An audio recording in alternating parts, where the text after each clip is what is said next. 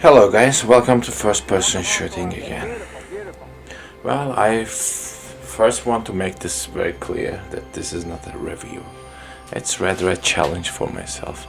I just wanted to get a real cheap compact camera and to see if it's possible to make good street photography with it. Well, you'll be the judge of that.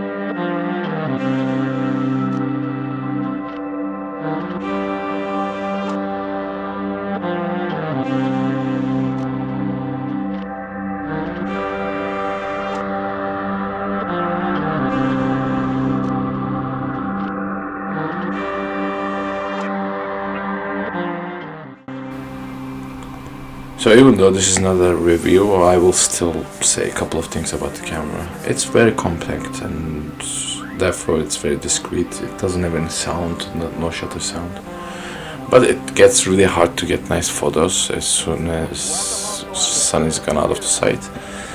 So you almost always have a flash on, otherwise you're just gonna get some blurry photos.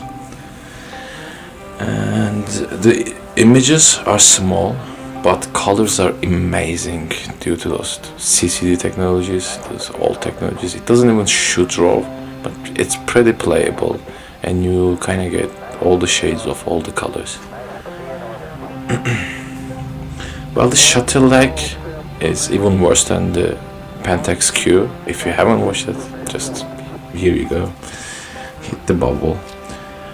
Well, it's pretty slow, so you always have to follow your subject with your camera, and in the meanwhile the screen is off, so it's kind of all guesstimating, So the camera at the end of the day is shit.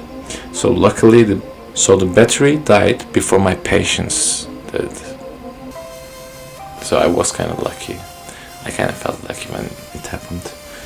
So I did hate the experience, but if you ask me, everyone should try to challenge themselves with shitty cameras every once in a while.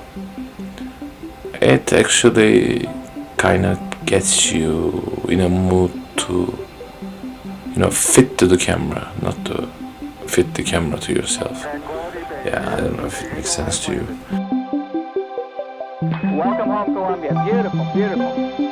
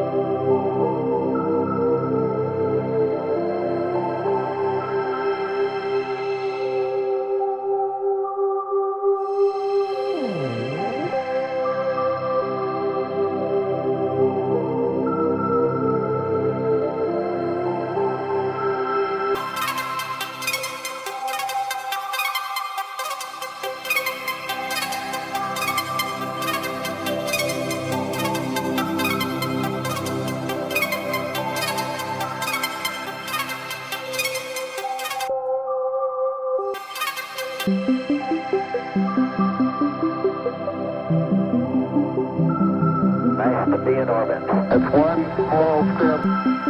Tranquility Base. That's one small Tranquility Base here. Welcome home, Columbia. Beautiful, beautiful. Welcome home, Columbia. Beautiful, beautiful.